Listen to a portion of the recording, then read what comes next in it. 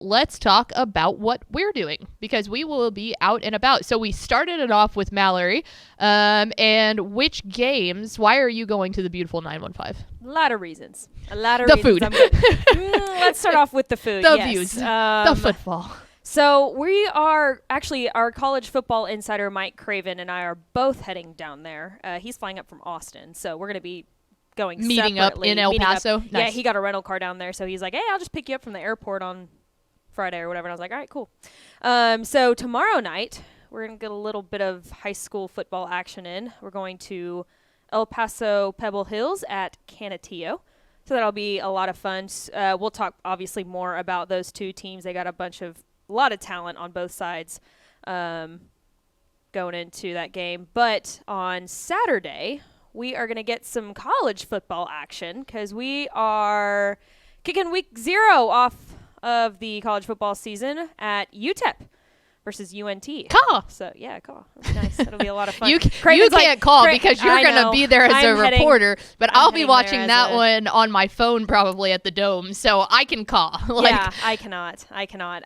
But, yeah, it'll be a lot of fun. We're going to get to the game a little bit early. We're going to tailgate a little bit. And by tailgate, I mean we're going to get some video of tailgate. Yes, you're not going to be down there like slamming beers, playing some Pong.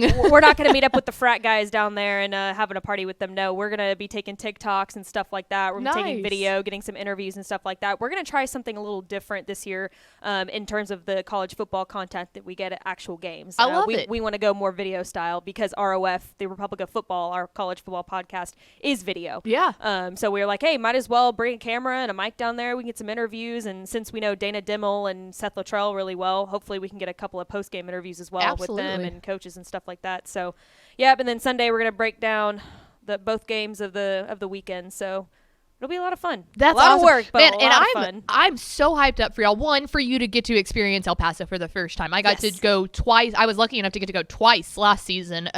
Unbelievable. Some of my two favorite, I'm not going to lie, my two favorite trips that I was able to take last season. You will absolutely love it. The people there are great. The food is great. The football is great. But the other thing to note real fast, according to our buddy Colin out there, as of yesterday, there were only 3,000 tickets left to the Sun Bowl. That's like 37,000 people, basically. So the Sun Bowl itself is just breathtaking. And I have only seen it without humans in it. Right. So I can't even imagine how much fun that atmosphere is going to be like. And the reason that they're playing this week 0 game, if you will remember, is 3 Conference USA teams announced in, I think around May or June, that they were leaving Conference USA, which at that point, all the football schedules have already come out. So the Conference USA teams had to stop, look at what they were doing and go, okay, we've got to restructure. And that's how we're getting a Conference USA Western Conference game in week 0, which you very rarely see. So that'll be exciting. Right. And we talked a little bit about this on the Republic of Football yesterday. By the way, go check that out. It's our big FBS preview, of every FBS school in the state. But we talked a little bit about this yesterday. This has got to be probably the best week 0 matchup in the entire country. Yeah, honestly. I think there's only like 10 or some of them are playing in like Ireland and stuff like that. Nebraska and Northwestern, I think, so another conference matchup. But I think this one's got to be one of the most anticipated games of the weekend, I'd have to say, just because they're just so unknown. Like, they're both even. Right. You know, both teams are going into this game even. And this, on a little bit of a different scale here, hang with me, reminds me a lot of week 1 last year in the fact that when Houston and Texas Tech played, which we'll see that matchup again, but when they played in week 1, the way that we viewed that game was, hey, whoever wins this game, set for the season. Whoever loses it raises a little bit of a flag. And so this to me feels like that exact type of game in that scope of going, if North Texas can go to El Paso and do this, I think they can get over 6 wins. They're a bowl eligible team. If El Paso goes in there with a crowd of 40,000 people almost and just rolls over North Texas, El Paso's set, and they're set for another possible bowl possibility. And then Seth Luttrell's going, hold on to your butts, I've got to save my job. I think you're right. The stakes as crazy as it sounds, are incredibly high in this week 0 game. Yeah, and you got injuries on both sides of the ball, too, which makes it a little bit more of an even matchup. So whatever happens, and that's the thing. The reason we're going down there is because whatever happens, we're going to get good content out of it because they're both Texas college teams. Exactly. So, yeah, it'll be fun. I'm super excited. But more importantly, where aren't you going this weekend, I should say, first of all? But where are you going tonight? Tonight, myself, Matt Stepp, Greg Tepper, Greg Powers, and Ishmael Johnson are headed to the Beck, as Nick Harris so elegantly called it. We are going to Beckville, Texas to see Beckville take on Timpson. Maybe quite literally one of the best, most anticipated games of the weekend. Timpson, they have had their hat in the draw there for 2A Division I for the past couple of seasons. Obviously, Terry Bussey's coming back, but there's some other holes that they kind of have to fill. Then you look at Beckville, and it's like, well, their defensive line needs some help there, but I think that it will be an unbelievable game, so we're very excited. We're going to stop at Dairy Palace in Canton off of I-20 on the way down there. So excited. I literally just got back from taking Tepper to the airport because we had to get a rental car because the swag wagon, we can tell people, is getting rewrapped. Yeah. And if you had seen the swag wagon, old girl was in some rough shape. So it took a little while to get like the old wrap off of it, which again, if you've seen it, not surprising. But we got a rental car. So I literally sprinted back from the airport and like walked on the show. He looks at me right before y'all leave and he goes, do you think my car is going to get towed if I leave it here? And I'm like, no, it's going to be here for like days before it gets towed. But I'm like, dude, you're fine. Your car's going to be fine. So we're doing that tonight. And then tomorrow we have our Texas Football Days celebration on Bally Sports Southwest. It'll be Craig Way and Gary Reasons on the call with Sarah Merrifield and CT Steckel on the sideline for Shadow Creek and Manville. Super excited about that.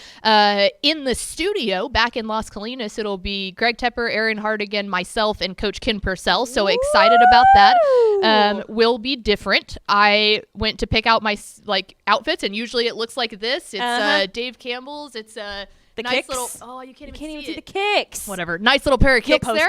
Then I was like, dresses. What are dresses and heels? How do I do this? So if you want to watch me awkwardly standing in heels tomorrow, Bally Sports Southwest is where you can find that. And then I will go to sleep very late, wake up very early, and hop on a flight to San Antonio. We're going to the triple header at the Dome, the Pigskin Classic, brought to you by KSAT down there in the 210. It'll be myself, Matt Stepp, and Ishmael Johnson all down there. I believe our buddy Gabe Brooks will be there too. So super, super excited about that. Nice. Now, let's transition real fast before we bring on Rachel Phillips to games that you need to watch on Dave Campbell's Texan Live. We've mentioned it before. We have about 40 games, over 40 games every single week, and that's just of football. We broadcast volleyball too. There's soccer, there's basketball, all of that stuff. Right now, volleyball, football. For football alone, there's 3 games happening tonight that I really want to point you to. We actually have 1, 2, 3, 4, 5, 6, 7, 8, 9. 9 games on Texan Live tonight. 9. You have no excuse not to tune in and get all of your football fill this weekend. But the 3 games that I really want to point you out to. One, we'll go in time order. 6:30. If you want to put a screen on, I would go Tompkins and Cy Ranch. We have our good buddy Gavin Moritz out there on that call. So 6:30 if you want to get started early. There's a 6 o'clock game, Kingwood and Clear Creek. You can go 6:30, then 7. I think 7 is really where the headliner starts to hit, and I would go Dickinson at Atascocita. Yeah. So that's one's over there at Turner Stadium. I think that those are 2 teams. Atascocita, historically, great program. I think that Dickinson really started to kind of break through that threshold that they had been wanting to last year. So that one kicks off at 7. Very interested to see that. Gavin Moritz, an Atascocita alum, so knows the program quite well with Coach Stump down there. And then also at 7 o'clock, go ahead and double screen that. We know everyone has a phone and a laptop or something. Want to point out Summer Creek and Klein Kane. Just a really 2 programs that have been putting out prospect after prospect each year.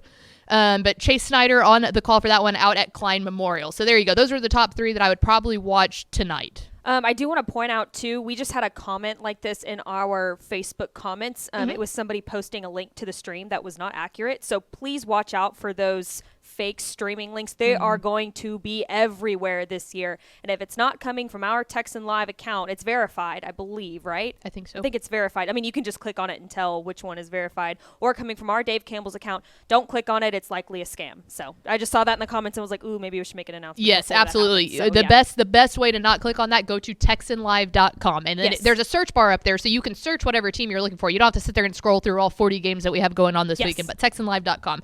Moving on to tomorrow night, I think the big headliner kicks off at 7:30, and for me, that's Gilmer and Chapel Hill. We have listed it as one of our top 10 games we think in the state this week. So we'll have Brett Sweeney on the call there from Bulldog Stadium, but I think Gilmer is a program that we've seen in the state championship the past 2 years. They've got holes to fill.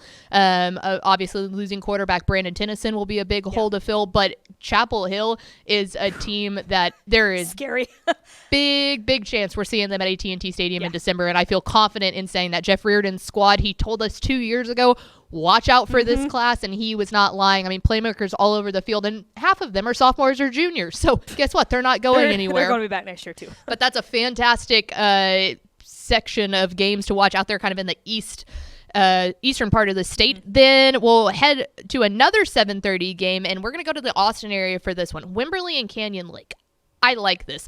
And the reason that I like this is because I now have a lot of questions for both of these two teams. I'm not saying that these are two of the best teams in the state, but Cash McCollum, the Wimberley quarterback, recently left, and now he's the quarterback at China Spring after his dad took an assistant coaching job there. So I'm more interested to watch this one to see what Wimberley and Canyon Lake are going to be like. What are we working with here? Most of my questions come from Wimberley, so this is a great week to kind of start that off.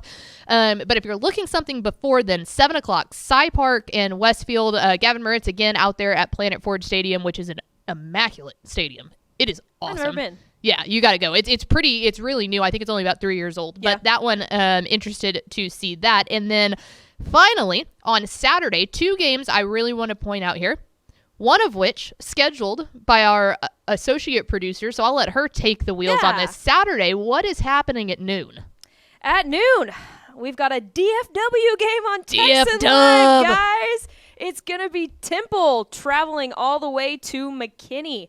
It's going to be I think this is a really interesting and a kind of underrated matchup. Oh, dude, prospect goldmine. I think so, too. And we're going to have our play-by-play Josh Green on the call, as well as our recruiting dude, Greg Powers. He's going to be an analyst. He's making his Texan Live debut on there. And then our intern, Armando Gomez, is going to be running the camera there. So, yeah, definitely tune in. That kicks off at noon, I believe.